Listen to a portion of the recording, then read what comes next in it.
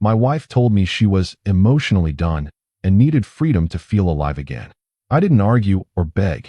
I simply left, took the job I'd declined for years, and let silence teach her what words never could. I need you to hear me right now. I'm emotionally done. I need freedom to feel alive again. Those words came out of my wife's mouth on a Thursday evening while I was putting away groceries. I stood there holding a carton of milk, staring at the woman I'd been married to for 9 years. She wasn't crying. She wasn't angry. She was calm, like she'd rehearsed this moment 100 times in her head. I put the milk in the fridge and closed the door slowly. Okay, I said. That was it. Just okay. She blinked, clearly expecting more. That's all you're going to say? What do you want me to say, Vanessa? I kept my voice even, controlled. 9 years of marriage had taught me that emotion was ammunition in her hands. I just told you I'm emotionally done with this marriage, and you're acting like I told you we're out of bread. I leaned against the counter and looked at her properly. Hey viewers, before we move on to the video, please make sure to subscribe to the channel and hit the like button if you want to see more stories like this. She was 34, same as me. Still beautiful, still the woman I'd fallen in love with in college. But something in her eyes had shifted over the past year. Something restless, something hungry for a life I apparently couldn't give her. You said you need freedom, I replied. So I'm giving you exactly what you asked for. Her face changed then. Confusion mixed with something else. Disappointment maybe. You're not even going to fight for us? I almost laughed at that. Fight for us? You just said you're emotionally done. What exactly am I supposed to fight? She opened her mouth, closed it, then opened it again. I thought you'd at least care enough to ask why. I know why, Vanessa. I've known for months. That made her stop. What are you talking about? I pushed off from the counter and walked past her toward the living room. You think I haven't noticed? The late nights at the gym. The sudden interest in going out with your coworkers. The way you flinch when I touch you. I sat down on the couch and looked up at her standing in the doorway. You've been checking out of this marriage for a while now. You just finally worked up the courage to say it out loud. She wrapped her arms around herself, defensive. That's not fair, isn't it? Silence stretched between us. Our apartment suddenly felt too small, too quiet. The life we'd built here over the years seemed to shrink in on itself. I never cheated on you, she said finally. I never said you did. But you're implying. I'm not implying anything. I'm stating facts. You're unhappy. You want freedom. I'm not going to beg you to stay in a marriage you've already left mentally. She stared at me like I was a stranger. Who are you right now? This isn't like you. I leaned back into the couch cushions. Maybe that's the problem. You think you know who I am, but you stopped actually seeing me a long time ago. That's ridiculous. Is it? When's the last time you asked me about my day? About the project I've been working on? About anything that matters to me? She didn't answer. Exactly, I said quietly. This is why I can't do this anymore, she said, her voice rising. You're so passive, so complacent. You never push back, you never fight. You just accept everything like a doormat. There it was. The real issue. Not that I didn't fight, but that I didn't fight the way she wanted me to. You want me to yell? Throw things? Beg you to stay? I want you to care. I do care, Vanessa. I care enough not to trap you in something you clearly don't want anymore. She wiped at her eyes even though she wasn't crying. I need time to think. Take all the time you need. I stood up and walked toward our bedroom. Where are you going? To pack. What? What? I turned to look at her one last time. Because you need freedom to feel alive again. And I'm not going to sit here and watch you resent me while you figure out what that means. I went into the bedroom and closed the door. My hands were shaking, but I kept them steady as I pulled out a suitcase. I could hear her pacing in the living room, probably trying to process what just happened, probably expecting me to come back out and apologize, to ask her to work on things. But I was done with that cycle. We'd been here before. Not exactly like this, but close enough. The patterns were always the same. She'd pull away. I'd try harder. She'd come back. We'd be okay for a while. Then the cycle would start again. I was tired. Tired of being the one who always bent. Tired of making myself smaller so she could feel bigger. Tired of sacrificing parts of myself to keep peace. I packed methodically. Clothes, toiletries, laptop, important documents. The bedroom door opened. Vanessa stood there watching me. You're really leaving? You asked for freedom. I'm giving it to you. I didn't ask you to leave. I zipped up the suitcase and looked at her. What did you think would happen?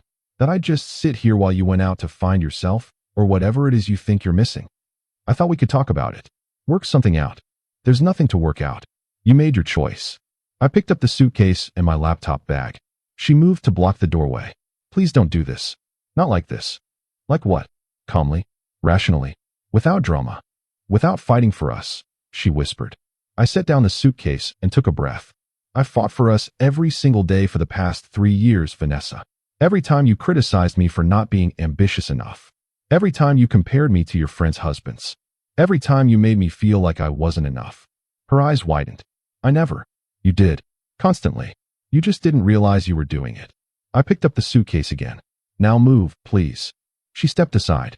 I walked past her, through the living room, to the front door. Where are you going to go? She asked from behind me. Does it matter? Of course it matters. You're my husband. I turned the doorknob.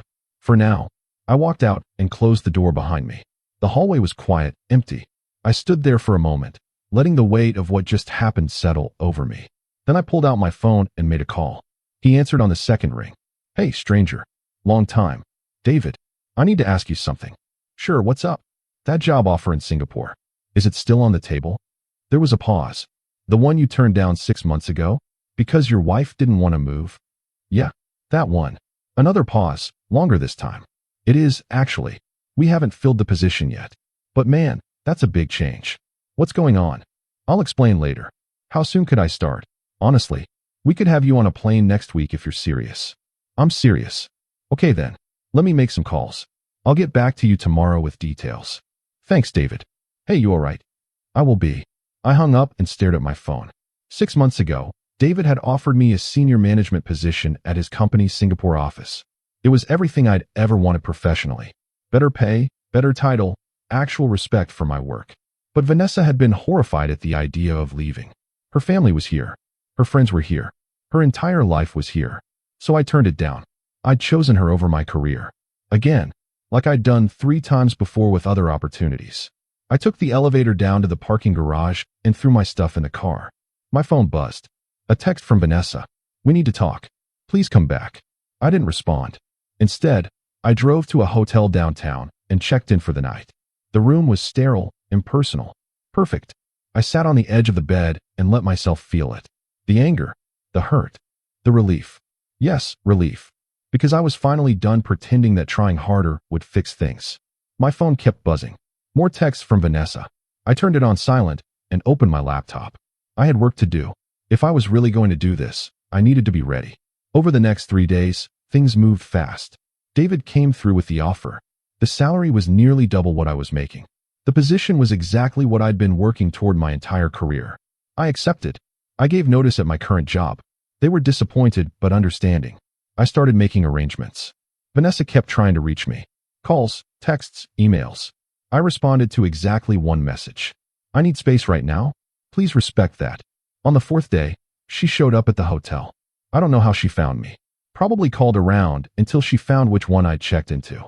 There was a knock on my door at 8 in the morning. I opened it to find her standing there, looking exhausted. Can we talk? Please. I stepped aside and let her in. She looked around the room, at the suitcase still mostly packed, at my laptop and papers spread across the desk. What are you doing? Working on some things. What things? I sat down at the desk and gestured to the chair across from me. She sat, looking small and uncertain. This wasn't the confident woman who'd asked for freedom 4 days ago. I accepted a job in Singapore, I said. Her face went white. You what? You heard me. Singapore? The one you turned down? When? I leave in a week. She stood up abruptly. A week? Are you insane? You can't just move to Singapore in a week. Actually, I can. The company is handling most of the logistics. But what about us? What about our marriage? I looked at her steadily. You said you were emotionally done. You wanted freedom. I'm giving you exactly what you asked for. I didn't ask for this. What did you ask for then, Vanessa?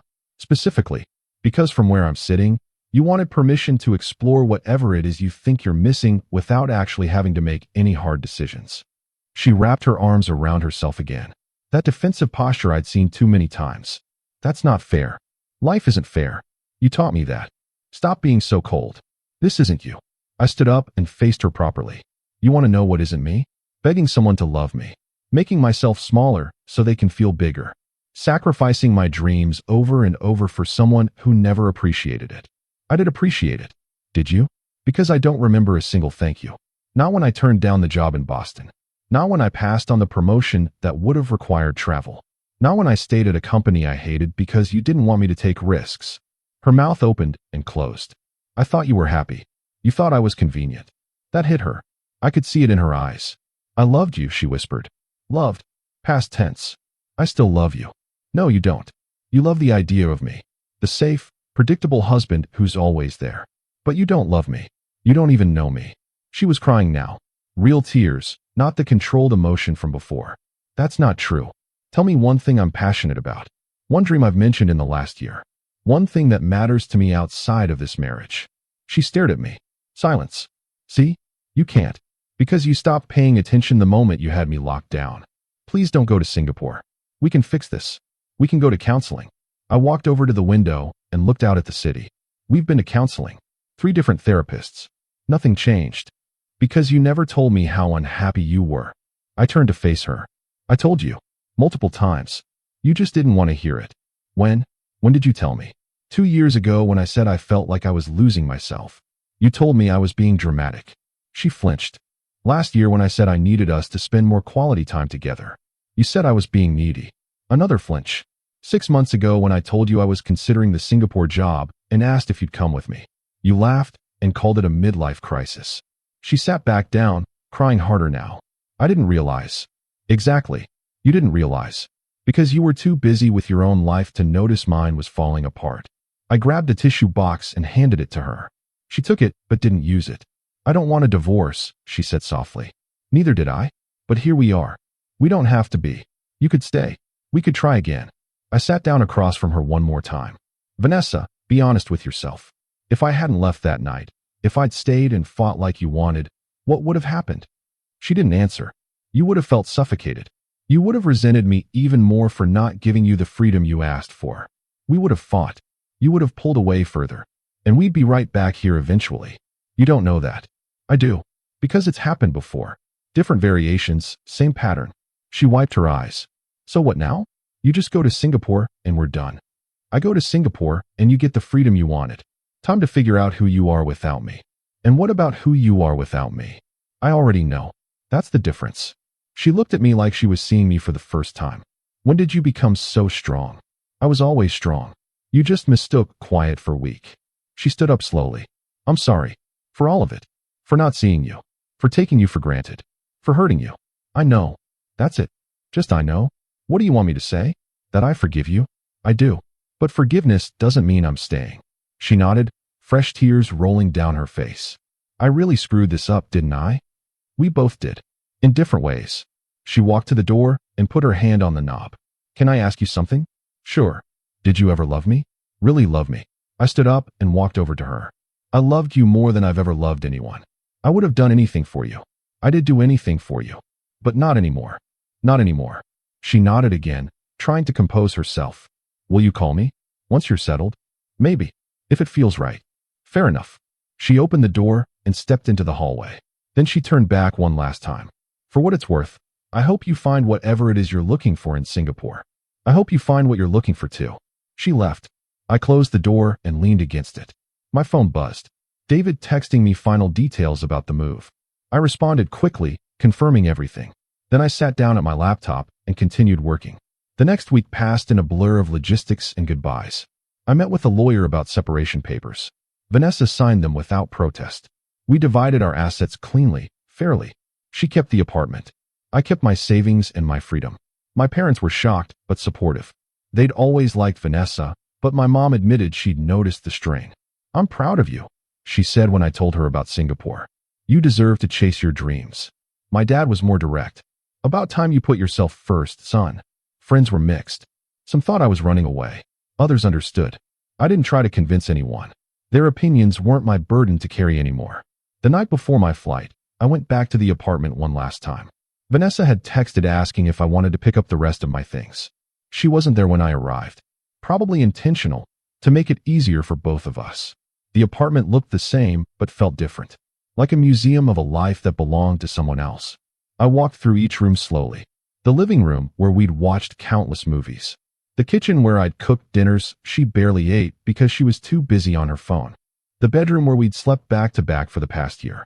I gathered the last of my belongings. Books, photos, a few sentimental items. On the kitchen counter, There was an envelope with my name on it. I opened it. Inside was a letter in Vanessa's handwriting. I don't expect you to read this right away, maybe not ever. But I needed to write it. You were right about everything. I did take you for granted. I did stop seeing you. I did make everything about what I needed without considering what you needed. I spent so much time being afraid of losing myself in our marriage that I lost you instead. I think part of me always knew you were too good for me. And instead of rising to meet you, I tried to pull you down to where I was comfortable. That's on me. All of it. You deserve better than I gave you. I hope Singapore gives you everything you sacrificed for me. I hope you find someone who sees you the way you deserve to be seen. And I hope someday you can look back on our time together and remember the good parts without the bitterness of the end. I'll always love the person you are, even if I don't get to be part of your life anymore. Be happy. You've earned it. I folded the letter and put it in my pocket. It was a good letter. Honest, raw, real. But it didn't change anything. Words were easy. Actions were what mattered. And her actions had spoken clearly for years. I took one last look around and left the keys on the counter. Then I walked out for the final time. The flight to Singapore was long. 16 hours of forced stillness. I slept for most of it. When I wasn't sleeping, I was reading through materials for my new position. I didn't let myself think about Vanessa. Didn't let myself second guess. That chapter was closed. David picked me up from the airport. Welcome to your new life, man. He wasn't wrong. Singapore was everything I'd hoped and nothing I'd expected. The city was vibrant, modern, alive. My apartment was in a high-rise with a view of the skyline. The office was state-of-the-art. And the work. God, the work was incredible. For the first time in years, I felt challenged, respected, valued. My ideas mattered.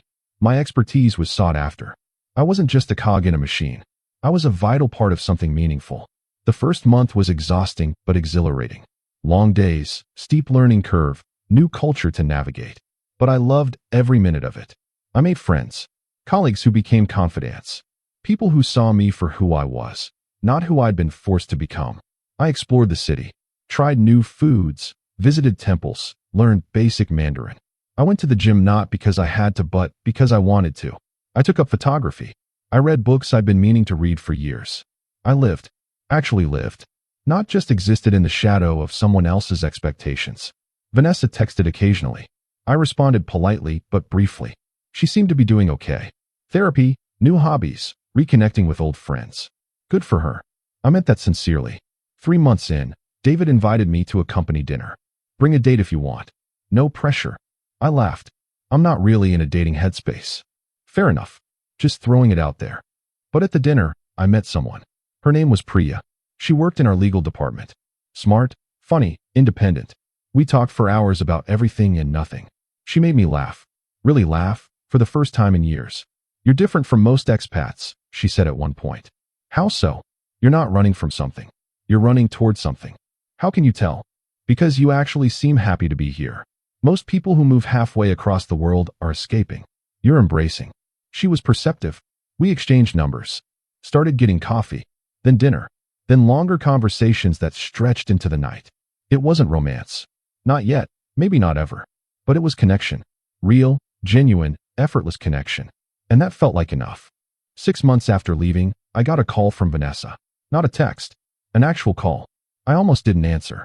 But curiosity won out. Hello. Hi. Is this a bad time? Not really. What's up? I signed the divorce papers. They're being filed next week. Okay. Silence. That's it. Just okay. What do you want me to say, Vanessa? I don't know. I guess I thought you'd have more of a reaction. I made peace with this months ago. I assumed you had too. I have. Mostly. It's just strange, making it official. It's been official in every way that matters since I left. I know. You're right. More silence. How are you doing? She asked finally. I'm good. Really good, actually. Singapore treating you well? Better than I could have imagined. I'm glad. You deserve that. How are you? I'm okay. Better than I was. Therapy is helping. That's good. I've been seeing someone.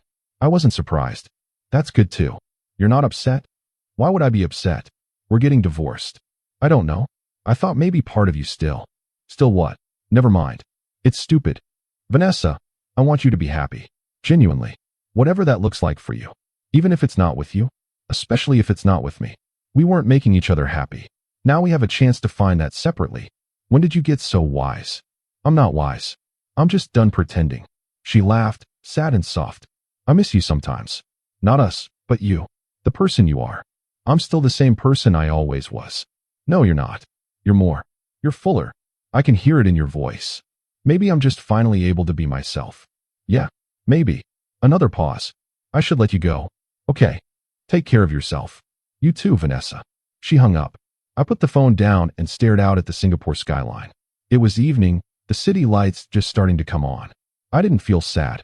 Didn't feel angry. Just felt complete. Like the last thread connecting me to a life I'd outgrown had finally been cut. My phone buzzed again. Priya. Still on for dinner tomorrow? Wouldn't miss it. Great. I found this amazing hawker center I want to show you. Looking forward to it. I set the phone aside and opened my laptop. Work emails to answer, reports to review. But for the first time, it didn't feel like work. It felt like purpose. A year after I left, Vanessa sent me one final message. It was a photo. Her, smiling genuinely, standing next to a man I didn't recognize. The caption read, "Found my person. I hope you find yours too. Thank you for letting me go." I smiled. She looked happy. Really happy. I sent back a simple response. "I'm glad. And I already found me. That's enough." She reacted with a heart. And that was it. The end of one story. The beginning of another. People ask me sometimes if I regret how it ended. If I wish I'd fought harder, tried more, been different. The answer is always no. Because the truth is, some relationships aren't meant to last forever. Some people come into your life to teach you what you will and won't accept. Vanessa taught me that love isn't supposed to make you smaller. That sacrifice isn't noble if it's one-sided. That silence can be kinder than words when someone has already made up their mind. She wanted freedom to feel alive. And by letting her go, I found my own freedom. I learned that sometimes the most loving thing you can do is walk away. Not with anger or spite, but with clarity and dignity. Let them discover what your presence meant by experiencing your absence. Let silence teach the lessons that words never could. Because in the end, people don't remember what you said. They remember how you made them feel. And more importantly, they remember how they made you feel. Vanessa will remember that I loved her enough to set her free. But she'll also remember that I loved myself enough to not wait around while she figured it out. And me? I remember that I'm capable of more than I ever gave myself credit for. That my worth isn't determined by someone else's ability to see it. That happiness isn't something you find in another person. It's something you build within yourself. Singapore became home, not because of the job or the city, but because it was the first place I allowed myself to be unapologetically me. No compromises, no shrinking, no pretending. Just me, living life on my own terms. And that, more than any relationship ever could, made me feel alive. Sometimes people need freedom to grow. Sometimes you need to let them go to grow yourself. And sometimes the best revenge isn't revenge at all. It's living so well that you forget you were ever trying to prove anything. I don't know what the future holds. Maybe I'll meet someone who sees me. Maybe I won't. Either way, I'm complete. Because I finally learned the lesson it took losing everything to understand. You can't pour from an empty cup. And you can't love someone else properly until you love yourself enough to know what you deserve. Vanessa wanted freedom. I gave it to her. But in the process, I gave myself something far more valuable. Permission to want more. Permission to expect better. Permission to walk away from anything that makes me less than I am. That's the real story. Not about a marriage that ended, but about a man who finally began.